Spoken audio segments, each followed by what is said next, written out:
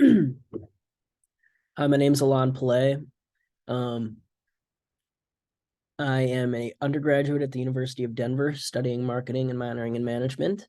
Um, I am going to share with you the second session that I attended on my second day at South by Southwest. And the session was called Designing Devices for the AI Era. The speakers were Bethany Bongiorno and Imran Kudri. Anyway, Bethany is the CEO of Humane, and uh, Imran is the chairman of Humane. And they both actually previously worked at Apple. Bethany was responsible for, major project and product management, such as, the release of the original iPad and the original iPhone. And Imran was responsible for the design of the original iPod and a lot of the software components that we're familiar with, such as slide to unlock, which they used to have, and the home button was also something that he had designed. So these are both some pretty influential people in tech. And this specific session was really kind of shrouded in mystery, because their company Humane is, as they were describing it, releasing an AI that doesn't require a screen, is what I sort of got out of it. And this was, I actually was talking to some people next to me, and I really thought that this session was like, it reminded me of, like a sci-fi movie like Terminator. Like it was the release of Skynet, where they make a lot of big claims and um but don't really dive into what they're actually creating. And I mean, that's part of their strategy. I mean, they don't want to give away what they're creating, especially if it's something pretty profound. And they had said that it was going to be released in 2 months, so we have 2 months to wait to see what it is. But um what they had sort of uh done during the session was show us their um, almost like laws for AI. So they had listed and described, the certain expectations and guidelines that we should use as humans to develop AI moving into the future. And ChatGPT, one statistic that they had shared that really blew my mind. But it's that ChatGPT reached 100 million users in 2 months, which is immensely beating the second record, of most quickly used software ever. And so, it just goes to show that this is not going to go away, and this is the next phase of technological evolution. But Humane's idea is really cool in that they want to use AI to better humanity. And that's not to say that, other companies aren't trying to use AI to better humanity, because that's everybody's goal, but they want to do it in a different way, where they are going to remove us from screens, but they want to increase our connection with technology and artificial intelligence, and improve our minds through artificial intelligence. let me grab this sheet real quick. I can go through sort of each point. Give me a very Apple-esque document here. It just reminds me of Apple so much. I mean, they all designed at Apple for 20 something years, so makes sense that they kind of learned a lot there, and learned some of their marketing and design habits there.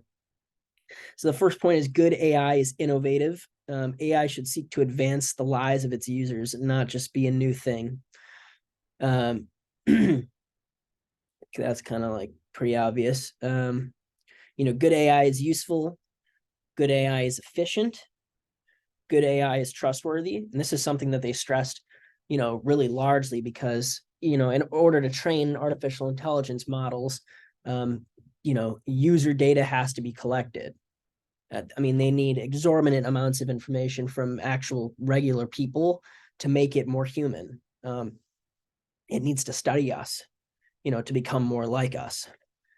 So, being able to have data security is extremely important. And, they talk about the fact that, no matter what claims a company might make, and I thought this was a really important and really just like down to earth perspective from them.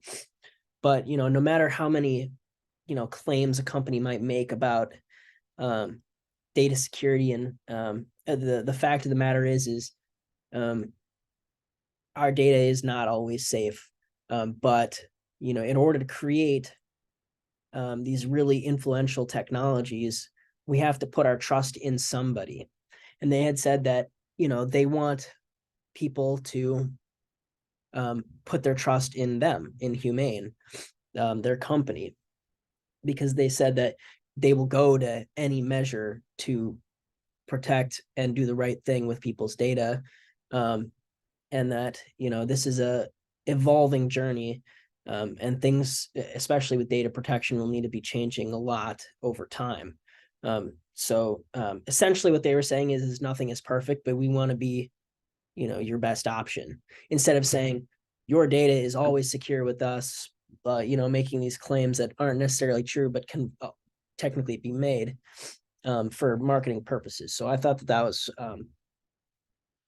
a good trust building thing. And, another thing they were addressing was ethics with artificial intelligence. And they didn't really talk about this too much, but it's a really important topic because, as ChatGPT is evolving, we're sort of seeing,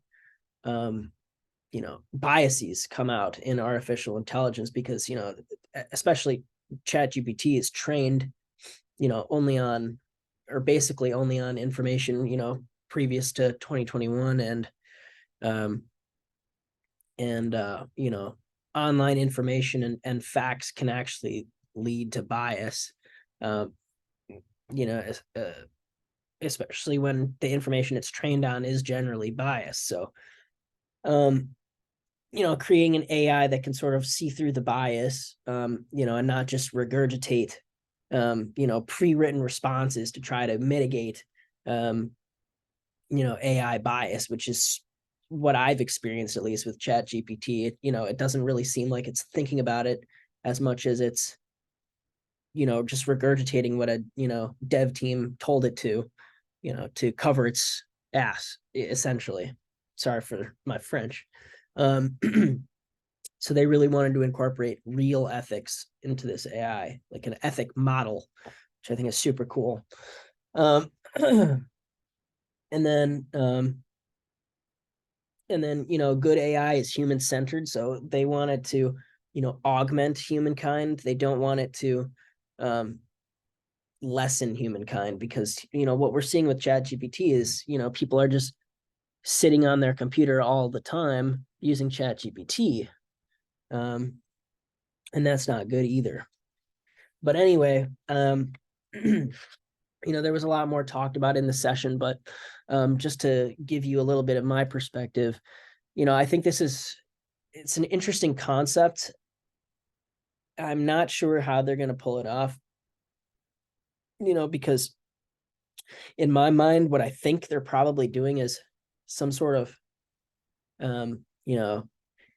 AI voice assistant.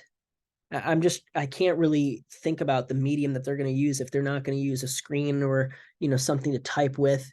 Like, how is there going to be human input to get something out of the AI? I'm just not, I don't know if I'm really a believer quite yet. But we'll have to see what happens. But I'm interested and curious to see, what their business model is going to look like, especially considering them being such a human forward company. And to see how ChatGPT just released, their pro version, which is like $20 a month. I'm going to be interested to see how these kind of, big second movers are going to hit the market, and see what their business model is going to be, because that wasn't really addressed. And then, in terms of, um, digital marketing and tech in general, a lot of things that are coming to the forefront with this artificial intelligence is, augmenting people's jobs, especially in marketing. It's been heavily useful in marketing. And so I'm curious to see what this AI is really going to be used for. If it's not really something that can be visualized, and you can't really like type with it, and so it's hard for me to understand, um, if this will be at all helpful, um, in marketing and other occupations, or if this is mainly just for the household and everyday things, and it's just a Siri or Alexa on steroids. So um I'm really excited to see what the future of this is going to be, but we can't know yet. So uh keep your eye on Humane.